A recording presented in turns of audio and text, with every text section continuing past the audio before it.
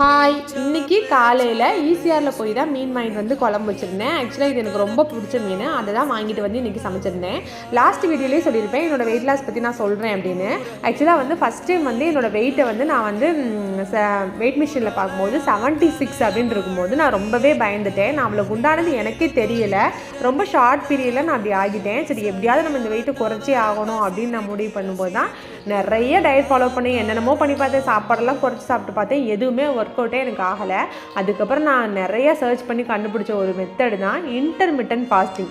ஆமாம், அந்த மெத்தட் வந்து எனக்கு சூப்பராக கை கொடுத்துச்சு. நல்லா ரொம்ப ஃபாஸ்ட்டாகவும் வெயிட் லாஸ் நடக்கலை, பட் ஆனால் அது வந்து எனக்கு வந்து நல்லா இருந்த மாதிரி இருந்துச்சு. ரொம்ப கஷ்டப்படுற மாதிரி தெரில.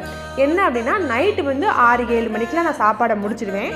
மறுநாள் காலையில் 10 மணி இல்லை 9 மணி 9:30 அந்த மாதிரி தான் சாப்பிட ஆரம்பிப்பேன். இடையில வந்து ஒரு 15 hours இல்லாட்டி 16 hours கேப் இருக்கும். அதை பற்றின ஃபுல் டீட்டெயில்ஸ் நெக்ஸ்ட் வீடியோவில் சொல்கிறேன். பாய்.